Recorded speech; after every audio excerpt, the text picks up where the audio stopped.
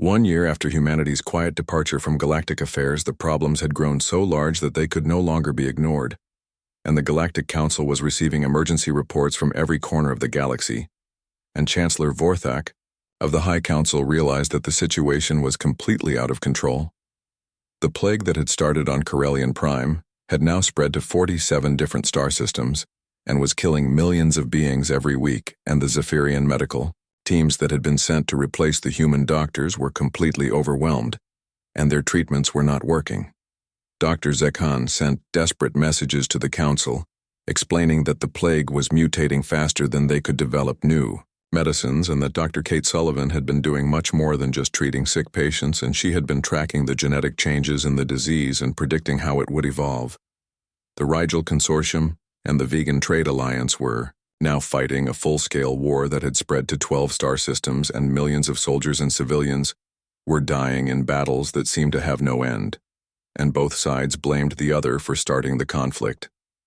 General Thax had captured 3 vegan colony worlds, but Admiral Korath had destroyed 2 major Rigelian space stations, and the fighting was getting more brutal every day, and the Galactic Council's peacekeeping forces were too small and too inexperienced to stop such a large war. The communication network that connected the galaxy was falling apart piece by piece, and entire sectors would go dark for days at a time, and important messages were being lost or corrupted, and the economic system that depended on instant communication was collapsing. Vostell and his team at Wolf 359 had been working around the clock, trying to keep the quantum relays functioning, but every time they fixed one problem, 2 more would appear, and they were fighting a losing battle against the increasing failures. The terraforming disasters had left millions of colonists stranded on worlds that were becoming uninhabitable, and the evacuation ships could not reach all of them in time, and 3 entire colonies had been lost when their artificial atmospheres collapsed completely. The Andromedan trade wars had exploded back to life with a violence that surprised even the participants, and Captain Frank Walsh's carefully built peace had been destroyed in a matter of months, and now 7 different factions were fighting each other across dozens of star systems. The quantum agriculture systems that Dr. Nancy Phillips had developed were failing on world after world, and the crop yields were dropping to almost nothing, and famine was spreading through the refugee camps and the outer rim colonies. The Galactic Relief Agency was trying to distribute emergency food supplies, but their ships kept getting lost or attacked because the communication and navigation systems were not working properly, and millions of beings were starving while supply ships wandered lost in space. The early warning system for cosmic threats had completely broken down, and Lieutenant Colonel Greg Miller's monitoring stations were going offline one by one, and the galaxy was now flying blind through space with no way to detect incoming asteroids or solar flares. 3 more major disasters had happened in the past month, including a solar flare that wiped out all electronic systems on the Altarian homeworld, and a comet impact that destroyed the main spaceport on Rigel 7, and each disaster killed millions of beings who could have been saved with proper warning. The financial markets were in chaos because the computer networks that handled interstellar banking and trade were corrupted and unreliable, and major corporations were going bankrupt when their financial records disappeared or became scrambled. The Galactic Banking Consortium had lost track of trillions of credits and could not figure out who owed money to whom, and the entire economic system was grinding to a halt as trust in electronic transactions disappeared. Transport systems across the galaxy were breaking down because the navigation computers depended on the communication network, and cargo ships were getting lost, and passenger vessels were stranded, and the flow of goods between worlds had slowed to a trickle. The Centauri Shipping Guild reported that they had lost contact with over 300 cargo vessels in the past month, and no one knew where the ships were or what had happened to their crews, and the insurance companies were refusing to cover any more losses. Scientific research across the galaxy had come to a standstill because the shared databases and communication systems that connected researchers on different worlds were no longer working, and important discoveries were being lost when research stations went offline. Professor Meltar of the Galactic Science Institute said that they had lost years of research data when the main computer network crashed, and that without the collaboration tools that humans had built, it was almost impossible for scientists on different worlds to work together. The Galactic Council called an emergency session, and representatives from every major species gathered on the neutral station at Alpha Centauri. But the meeting was chaotic because many delegates could not get accurate information from their home governments due to communication failures. Chancellor Vorthak presented a report that showed the scope of the disasters, and the numbers were staggering. And over 50 billion beings had died in the past year from wars and plagues and accidents and disasters that could have been prevented. Ambassador Kilran of the Altarian Confederation stood up during the meeting and said that everyone in the room knew what the real problem was, and that the galaxy had been depending on human expertise and human sacrifice for so long that they had forgotten how to function without it.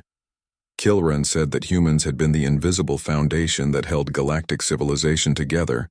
and that they had been maintaining systems and solving problems and preventing disasters every single day. And now that they were gone, everything was falling apart. The Zephyrian representative tried to argue that the problems were temporary and that the galaxy just needed time to adjust to operating without human assistance. But other delegates shouted him down and pointed out that the situation was getting worse every day, not better. Admiral Kesral of the Centauri Federation presented intelligence reports showing that Earth was doing very well without the galaxy, and that human technology had advanced rapidly during their year of isolation, and that they had developed new weapons and defenses that made their previous capabilities look primitive. The reports showed that humans had been using their time away from galactic affairs to focus on their own development, and that they had solved scientific problems that had puzzled alien researchers for centuries, and that they had built new types of starships that were faster and more powerful than anything the galaxy had ever seen. Trade Minister Yaxavel of the Outer Rim Alliance said that his government had tried to establish direct trade relationships with Earth, but that human authorities had politely declined all offers and had said that they were not interested in external commerce. At this time, several delegates suggested that the Council should offer better terms to humanity and give them more territory and representation in exchange for their return. But others argued that this would be admitting that the original vote to limit human expansion had been a mistake. The debate went on for days while more emergency reports arrived from across the galaxy, and the delegates began to realize that they were not negotiating from a position of strength and that humanity held all the advantages and could afford to stay isolated while the galaxy tore itself apart. Chancellor Vorthak finally called for a vote on whether to send a formal delegation to Earth to request human assistance, and the vote passed by a huge margin. But everyone in the room knew that the aliens would be going to Earth as beggars, not as equals. The delegation was led by the same Zephyrian ambassador who had originally called humans adequate servants, and he did not seem happy about having to ask for human help. But he had been chosen because he was considered one of the galaxy's best diplomats. 6 months after the last human medical team left Corellian Prime, the plague that Dr. Kate Sullivan had been fighting began to spread again, and the Corellian doctors tried to use the treatments that Kate had taught them. But something was going wrong, and the medicine was not working as well as it had before. Dr. Zekhan was the head of Corellian Medical Services, and he had worked closely with Kate during her time on the planet, and he thought he understood the human treatment methods, but now he was seeing that the plague was mutating and changing, and the original medicine was becoming less effective. Zekhan tried to contact Kate through the Galactic Communication Network to ask for advice, but the messages to Earth were taking longer to get through, and when he finally got a response, it was just an automated message saying that human medical personnel were not available for consultation. The plague began spreading to other Corellian colonies, and then to neighboring star systems, and Zekhan realized that Kate had not just been treating the disease but had been constantly adjusting the treatment as the plague evolved, and without her expertise, the medical response was always one step behind. Zekhan sent urgent requests to the Galactic Council asking for help, and the Council sent Zephyrian medical teams to replace the humans, but the Zephyrian doctors had never seen this type of plague before, and they did not understand how Kate's treatment worked, and they tried to create their own medicines, but nothing was as effective. The communication network that Sarah Morgan had maintained began having problems, and at first the problems were small, and messages would take a few extra minutes to get through, or sometimes a message would arrive with small errors in the text. But the alien technicians thought these were normal issues, Engineer Vostell was in charge of the communication station at Wolf 359 after Sarah left, and he had read all of Sarah's instruction manuals, and he thought he understood how the quantum relay system worked. But when serious problems started happening, he realized that the manuals only covered the basic operations. The quantum relays needed constant fine-tuning to account for gravitational changes in solar radiation and cosmic interference, and Sarah had been making hundreds of small adjustments every day, based on her deep understanding of how the system worked. But Vostell did not know how to make these adjustments. Messages between star systems began taking hours instead of minutes, and sometimes important communications would disappear completely. And the backup systems that Sarah had built started failing one by one, and Vostell could not figure out how to fix them. The trade. Disputes that Commander Rachel Stone had been mediating between the Rigel Consortium and the Vegan Trade Alliance exploded into violence within weeks of her departure, and the two sides could not agree on anything without a neutral mediator who understood both of their positions. General Thax of the Rigel Consortium accused the Vegans of cheating on the mining agreements, and Admiral Korath of the Vegan Alliance said that the Rigelians were trying to steal territory that belonged to Vegan colonies, and neither side would listen to the other, and both sides began sending warships to the disputed areas. The fighting started with small skirmishes between patrol ships, but quickly grew into major battles, and the Galactic Council tried to send peacekeepers. But the Council's own forces were not trained for this type of complex territorial dispute, and they did not understand the history of the conflict. The terraforming projects that Tony Clark had been forced to abandon began failing, and the 3 planets that had been left unfinished started losing their artificial atmospheres, and the early colonists had to be evacuated before the air became unbreathable. Planet Kepler 4042c had been 60% completed when Tony left, and the atmospheric processors were still working, but without regular maintenance they began to malfunction, and the oxygen levels started dropping, and the temperature control systems failed. The Andromedan Colonial Authority sent their own engineers to try to save the planet, but they did not understand Tony's complex atmospheric balancing techniques, and their attempts to fix the problems only made things worse, and within 4 months the planet was uninhabitable again. Dr. Emma Foster had been responsible for maintaining the error correction systems that kept data flowing accurately across the galactic internet, and without her constant updates the network began losing information and corrupting files, and entire databases started disappearing. The financial markets that connected thousands of worlds began having serious problems when trading data became unreliable, and major corporations lost millions of credits when important contracts were corrupted or lost completely, and the Galactic Banking Consortium demanded that someone fix the network immediately. Captain Frank Walsh had spent years building relationships between the factions in the Andromedan trade wars, and his careful diplomacy had kept an uneasy peace for almost a decade, but without his steady presence the old hatreds began to surface again. The Andromedan Merchant Guild accused the Outer Rim Trading Company of violating their agreements, and the trading company said that the Merchant Guild was trying to create a monopoly, and both sides began attacking each other's cargo ships and space stations. The violence spread quickly because there were no human mediators to help the different groups find peaceful solutions, and the Galactic Council's attempts to negotiate only made things worse, because the council representatives did not understand the complex economic relationships that Frank had spent years building. Dr. Nancy Phillips had developed quantum agriculture techniques that could grow enormous amounts of food on planets with poor soil, and her methods had been feeding refugee populations across the galaxy. But the alien farmers who tried to continue her work could not get the same results. The quantum seeds that Nancy had created needed special care and precise timing, and the growing conditions had to be adjusted constantly based on soil chemistry and weather patterns and genetic factors, and most alien agricultural experts did not understand how all these factors worked together. Crop failures began happening on dozens of worlds, and the refugee camps that had been depending on Nancy's high-yield farming began running out of food, and millions of beings faced starvation, and the Galactic Relief Agency tried to send emergency supplies, but they did not have enough ships or resources.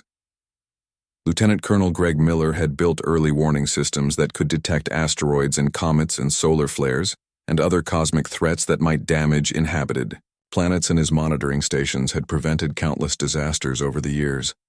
The alien technicians who took over Greg's monitoring stations did not understand how to interpret the complex data, and they missed several important warnings. And when a large asteroid was detected, heading toward the Procyon system, there was not enough time to organize an evacuation. The asteroid impact on Procyon therefore killed 2 billion beings and destroyed the planet's largest cities, and the disaster could have been prevented if Greg's early warning system had been working properly. But the alien operators had not recognized the threat until it was too late. Ambassador Patricia Davis had been humanity's main representative to the Galactic Council, and her office had been the place where alien governments could request human assistance. But now the office sent the same response to every request.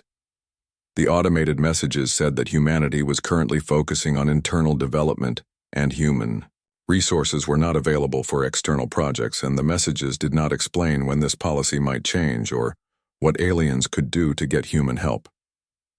The Galactic Council held emergency meetings to discuss the growing problems, but they could not agree on solutions because many of the council members still believed that the problems were temporary and that humans would return to help once they got over being upset about the voting restrictions.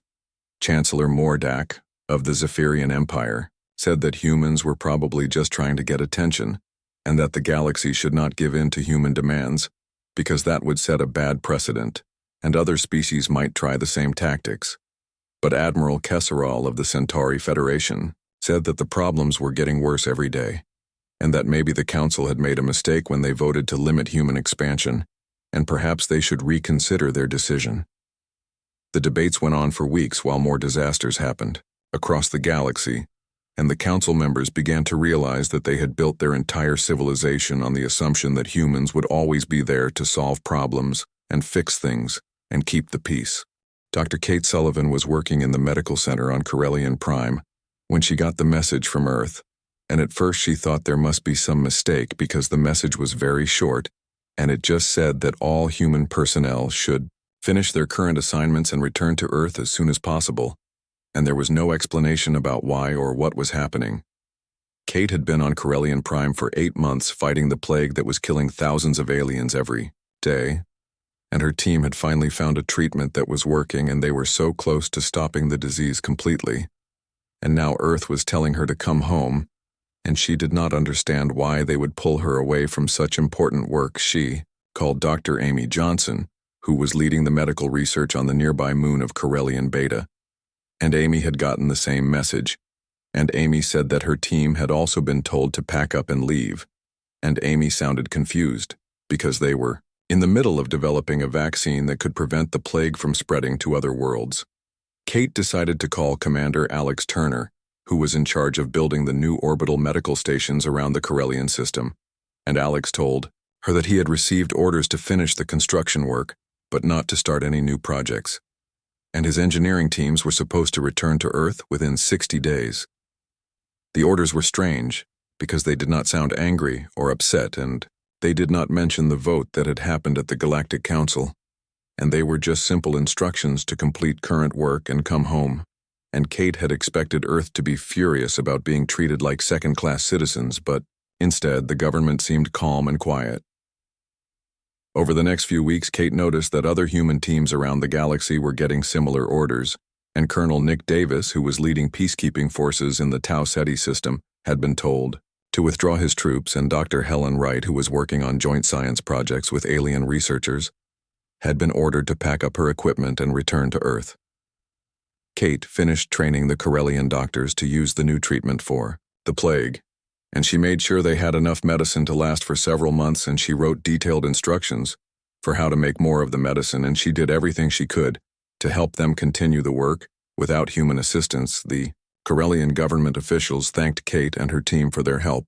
and they said that humans had saved millions of lives, and they seemed surprised when Kate told them that all human medical teams were leaving, and they asked if humans were angry about something, but Kate just said that Earth had other priorities now. When Kate's ship left Corellian Prime, She looked back at the planet through the window and she could see the lights of the cities where millions of aliens lived, and many of those aliens were only alive because of the work that she and her team had done. And she felt sad to leave, but she also felt something else that she could not quite identify. Sarah Morgan was working at the communications center on the space station at Wolf 359 when she got her orders to return to Earth, and Sarah's job was to maintain the quantum relay system that allowed messages to travel instantly across the galaxy. And without her work, the communication network would start to break down. Sarah had been doing this job for 12 years, and she knew the relay system better than almost anyone. And she had written most of the software that kept the messages flowing between thousands of worlds, and she had trained alien technicians, but none of them really understood how the system worked at the deepest level. The orders from Earth told Sarah to finish her current maintenance cycle and then hand over control to the alien staff and come home. And Sarah knew that the alien technicians would be able to keep the system running for a while, but they did not know how to fix the complex problems that came up regularly. Sarah spent her last 2 weeks on the station writing instruction manuals for the alien staff, and she tried to explain the most important parts of the system, but she could see that they did not really understand what she was telling them, and they seemed to think that maintaining the communication network was just a matter of following simple procedures. When Sarah left the station, the alien supervisor thanked her and said that they would be fine without human help. And Sarah just smiled and said that she hoped they were right. And she did not mention that the system would probably start having serious problems. Within 6 months, Commander Rachel Stone was in the middle of negotiating a peace agreement between the Rigel Consortium and the Vegan Trade Alliance when she got her orders to return to Earth, and the two alien groups had been fighting over mining rights for 3 years, and Rachel had spent months building trust between their leaders. The negotiations were at a critical point, and Rachel believed that she could get both sides to agree to a compromise within a few more weeks, and the fighting would stop and millions of beings would be able to live in peace. But now Earth was telling her to pack up and leave. Rachel met with the leaders from both sides, and she told them that she had to return to Earth for urgent business, and she suggested that they continue the negotiations without her, and she gave them copies of all the proposed agreements and she wished them luck. The alien leaders seemed worried because they had been depending on Rachel to help them find solutions to their problems, and they had come to trust her judgment, and they asked if another human negotiator would be sent to replace her. But Rachel said that Earth was reassigning all diplomatic personnel. Professor Helen Wright was working at the Joint Research Facility on Proxima Centauri when she got her orders, and Helen's team was developing new fusion technology that would give unlimited clean energy to every world in the galaxy, and they were only months away from a breakthrough that would change everything. Helen had been working with alien scientists for 5 years, and they had become friends and colleagues, and together, they had solved problems that none of them could have solved alone, and the fusion project was the most important scientific work being done anywhere in the galaxy. The orders from Earth told Helen to pack up all human equipment and research data and return to Earth immediately, and Helen was not supposed to share any of the fusion research with her alien colleagues, and she was supposed to destroy any data that could not be transported safely. Helen's alien colleagues were shocked when she told them that she was leaving, and they asked if they had done something wrong, and they begged her to stay because they needed her expertise to complete the fusion project, and Helen felt terrible, but she followed her orders. Tony Clark was working on terraforming projects across the Outer Rim territories, and his job was to turn dead planets into places where millions of beings could live and work. And Tony's techniques had created beautiful worlds with breathable air and flowing water and growing plants. Tony had spent 15 years developing new ways to change planetary atmospheres and create stable ecosystems, and his work had given homes to refugee populations and expanded living space for overcrowded species, and he was proud of what he had accomplished. The orders from Earth told Tony to finish the terraforming projects that were almost complete, but to stop work on any planets that were less than 80% finished, and Tony knew that this meant that several worlds would be left as barren wastelands. Tony tried to train alien engineers to continue his work, but terraforming was incredibly complex, and it required understanding of atmospheric chemistry and biological systems and planetary geology, and most aliens specialized in just one area and could not see the big picture. Captain Steve Rogers was coordinating disaster relief efforts across 17 different star systems, and his job was to organize rescue operations when planets were hit by natural disasters or attacked by hostile forces, and Steve had saved millions of lives over the past 10 years. Steve's ships were always ready to respond to emergencies, and his teams could be anywhere in the galaxy within days, and they carried supplies and equipment and medical aid, and they worked with local authorities to save as many people as possible. The orders from Earth told Steve to bring all disaster relief ships back to human space and to stop responding to emergency calls from alien worlds. And Steve knew that this meant that future disasters would be much more deadly because no one else in the galaxy had the same level of organization and experience. When alien governments sent requests for help to human authorities, they received polite messages saying that Earth was currently focusing on internal affairs and human resources were not available for external assistance, and the messages did not explain why or when this might change. The aliens did not seem worried at first because they thought that humans were just taking a break or maybe negotiating for better treatment, and they expected that human help would return soon because humans had always been reliable and helpful in the past. The Galactic Council's delegation arrived at the edge of human space 18 months after the silent exodus began, and they were shocked to discover that they could not simply fly to Earth like they had done in the past, because humanity had built defensive systems around their territory that were unlike anything the galaxy had ever seen. Ambassador Jake Thompson met the alien delegation at the border station called Gateway 1, and the aliens were surprised by how different everything looked, because the station was clearly built with technology that was far more advanced than what humans had possessed just 2 years earlier. The Zephyrian ambassador who led the delegation was the same one who had called humans adequate servants, and he seemed uncomfortable as he explained that the Galactic Council had sent them to discuss humanity's return to galactic affairs, and he used words like valuable contributions and irreplaceable expertise. Jake listened politely to the formal speeches and the offers that the aliens made, but his face showed no emotion, and when the Zephyrian finished talking, Jake simply said that Earth appreciated the visit,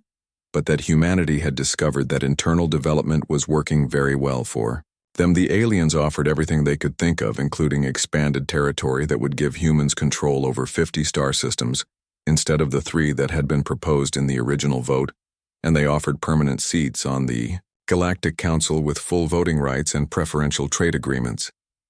Dr. Laura Murphy, who was now Earth Secretary of Science, smiled slightly when the aliens talked about sharing their advanced technology with humanity, because the truth was that human science had progressed so far during their isolation that most alien technology now seemed primitive by comparison. The delegation grew more desperate as the negotiations continued, and they began describing the disasters that were happening across the galaxy, and they begged for human medical teams to help fight the plague that was now killing billions of beings across dozens of star systems. The Altarian representative, who had once laughed at human requests and called them tools, was now almost crying as he described the civil war that was tearing his civilization apart. And he said that only human peacekeepers could stop the violence because no one else had the skills and experience needed. Admiral Kesserall of the Centauri Federation explained that the communication network was completely broken and that entire sectors of the galaxy were cut off from each other, and that the economic collapse was causing suffering on a scale that had never been seen before. The Tau aliens brought recordings of messages from their home governments, and some of the messages were from leaders who had voted to restrict human expansion, and these same leaders were now begging for human assistance and promising to give humanity anything they wanted. Jake and the other human representatives listened to all of these pleas and requests, but they did not seem moved by the suffering that was described, and Jake explained that humanity had tried for decades to build good relationships with alien species and had sacrificed enormously to help solve galactic problems. Jake said that humans had given their lives to protect alien civilians and had shared their knowledge freely and had worked tirelessly to maintain the peace and the infrastructure that held the galaxy together, but that this service had never been appreciated or respected. Dr. Kevin Scott, who was now Earth's Minister of Technology, showed the aliens some examples of the advances that humanity had made during their isolation, and the aliens were amazed to see fusion reactors that were 10 times more efficient than anything they had, and faster than light drives that could cross the galaxy in days instead of weeks. General Carol Price, who led Earth's defense forces, explained that humanity had also developed new weapons and defensive systems, and that human space was now protected by energy shields and automated defense platforms that could destroy entire fleets without risking a single human life. The aliens realized that they were no longer negotiating with the same humanity that had left the galaxy 18 months earlier, and that humans had used their time in isolation to become a technological superpower that no alien species could match. Captain Dan White, who was now Earth's Minister of External Affairs, delivered humanity's final response to the delegation's requests. And he spoke calmly and professionally, but his words were devastating. Dan said that the Galactic Council had made its position very clear when it voted to treat humans as second-class citizens and to limit their expansion to 3 star systems. And he said that the Council had also made it clear that humans were viewed as useful tools and nothing more. Dan explained that tools could be put away when they were not needed, and that this was exactly what humanity had done, and that they had discovered during their time away from galactic affairs that they did not actually need the galaxy at all. Dan said that humanity had built a better civilization in their own space, and that they had solved problems and made discoveries that would have been impossible while they were constantly responding to alien emergencies and requests for help. The alien delegation tried to argue that the vote to restrict human expansion had been a mistake, and that they now realized how important humanity was to galactic civilization. But Dan pointed out that this realization had only come after the galaxy began falling apart. Without human assistance, Dan said that true respect and appreciation could not be demanded through desperation, and that the galaxy's current offer of expanded territory and council representation was not a genuine recognition of human worth, but simply a bribe to get human services back.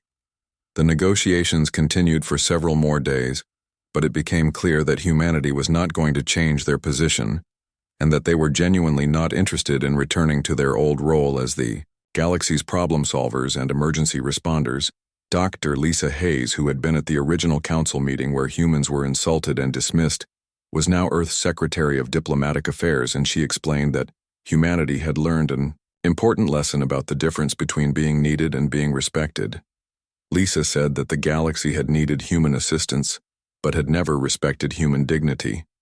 and that being indispensable was not the same as being valued, and that humanity would not return to a relationship based on exploitation disguised as cooperation. The alien delegation left Earth's space with nothing to show for their visit except the knowledge that humanity was now completely beyond their reach, and that the galaxy would have to find a way to solve its problems without human help. As the alien ships departed, their own communication systems began failing on the journey home, and several ships got lost and had to be rescued by others, and the delegation experienced firsthand the breakdown of the infrastructure that humans had once maintained. Admiral Ryan Clark watched the alien ships leave from Earth's command center, and he felt a mixture of sadness and satisfaction because he remembered how hard humanity had worked to earn respect and recognition that never came, and how much they had sacrificed for people who saw them only as servants. Back on Earth, the human population was thriving in ways that would have been impossible during the years when their resources and attention were constantly focused on galactic emergencies, and human scientists and engineers and artists were creating wonders that amazed even themselves. The irony was complete, because in trying to limit humanity's role in the galaxy, the aliens had forced humans to discover that they were capable of much more than they had ever imagined, and that they could build a better future without alien interference or approval. In the space between the stars, alien civilizations continued to struggle with technologies they could not maintain, and conflicts they could not resolve, and disasters they could not prevent. And they would remember for thousands of years the lesson that competence and reliability could not be taken for granted. Meanwhile, humanity continued their quiet work in their own corner of the galaxy, building something magnificent and new, and proving that sometimes the best response to disrespect is not anger or argument, but simply walking away and becoming something better than those who doubted you ever thought possible. Captain Jake Morrison walked into the huge meeting hall on the space station above the planet Centauri Prime, and he could feel the eyes of hundreds of alien beings watching him as he moved to take his place at the small table marked for Earth. Representatives, and the table was much smaller than the ones given to the other major powers in the galaxy, which already told him everything he needed to know about how the Galactic Council really felt about humans. The meeting hall was enormous, with curved walls that reached high above them and lights that came from crystals embedded in the ceiling. And the air smelled like the cleaning chemicals that the station staff used, mixed with the strange scents that came from having so many different alien species in one place, and Jake had been to many of these meetings over the past 15 years. But today felt different because today the council was going to vote on something that would change everything for humanity. Dr. Lisa Hayes sat next to Jake, and she was looking through the files on her tablet, and her face showed the worry that she was trying to hide. And Lisa had been Earth's main person for talking to other planets for almost 20 years, and she knew more about alien politics than almost any other human alive. And if Lisa was worried, then there was a good reason to be worried, and Jake trusted her judgment more than anyone else in the room. The Zephyrian ambassador stood up at his large golden table, and his blue skin seemed to glow under the crystal lights, and his voice filled the hall when he spoke, and every word felt like it was designed to hurt. And Jake had dealt with Zephyrians before, and he knew they were proud and thought they were better than everyone else, but today, the ambassador seemed especially pleased with himself. The ambassador said that humans had been useful to the galaxy for many years, and they had helped solve problems and build things and keep peace between different groups, but he said that humans were not ready for real responsibility, and they did not have the wisdom or the culture needed to lead other species. And he said that the council should limit how many star systems humans could control to just 3 systems, and those 3 systems should be the ones closest to Earth. Jake felt his hands tighten into fists under the table, but he kept his face calm, and he had learned long ago that showing anger in these meetings only made things worse. And the other ambassadors would use any sign of emotion against humanity. And he looked around the room and saw that most of the alien representatives were nodding along with what the Zephyrian was saying. Lisa leaned over and whispered that this was even worse than they had expected, and the intelligence reports from their contacts in the council had suggested that some species wanted to limit human expansion, but they had not known it would be this severe, and 3 systems meant that humanity would be trapped forever in a tiny corner of the galaxy, while other species controlled hundreds of worlds. The Altarian delegate laughed when the Zephyrian finished speaking, and the sound was like metal scraping against stone, and the Altarian said that humans were good at following orders and doing the work that other species did not want to do. But they were like tools, and tools did not need to make decisions, and tools just needed to work when they were told to work. Jake remembered all the times that human ships had rushed to help when Altarian colonies were attacked by space pirates, and how human soldiers had died protecting Altarian civilians, and how human engineers had worked for months without pay to rebuild Altarian cities after natural disasters. And now this same species was calling humans tools and saying they were only good for following orders. The vote began, and Jake watched as one after another the alien representatives pressed the buttons on their tables to show how they wanted to vote, and the large screen at the front of the hall showed the results as they came in, and Jake could see that most of the votes were going against humanity and for the proposal to limit human expansion. And it was not even close. Dr. Hayes was taking notes on her tablet, but Jake could see that her hands were shaking slightly, and she had spent her whole career trying to build good relationships with alien species and trying to show them that humans deserved respect. And now all of that work was being thrown away in a single vote. The final result appeared on the screen, and the proposal had passed by a huge margin, and only a few small species had voted to support humanity, and even some of the species that humans had helped in the past had voted against them, and Jake felt something cold settle in his stomach as he realized what this meant for Earth and for all the human colonies. But then something even worse happened, and the Corellian representative stood up and said that while they were limiting human expansion, they also needed to ask humans for help with a big problem.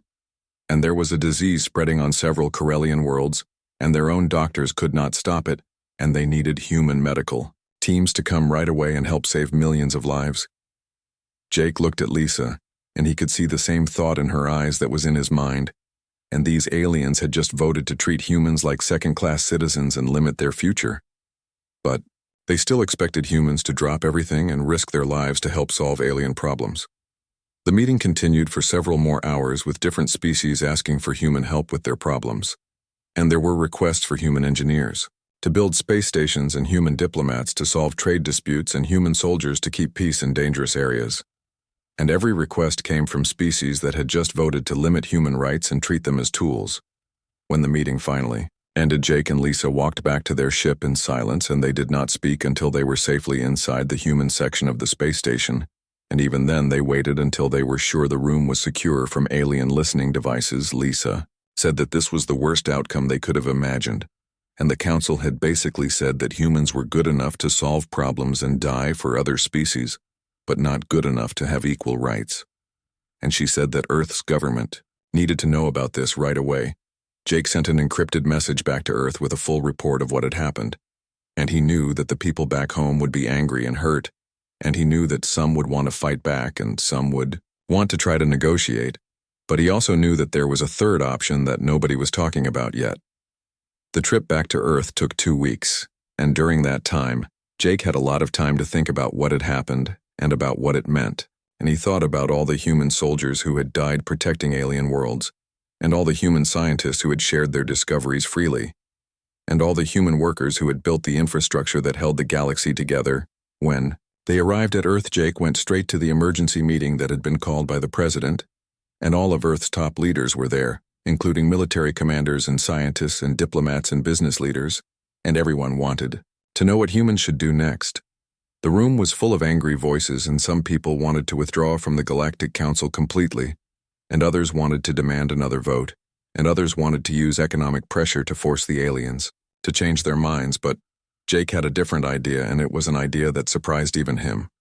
He stood up and waited for the room to get quiet, and then he said that maybe the aliens were right about one thing, and maybe humans were too good at helping others, and maybe it was time for humans to stop being so helpful and see what happened when the galaxy had to solve its own problems without human help.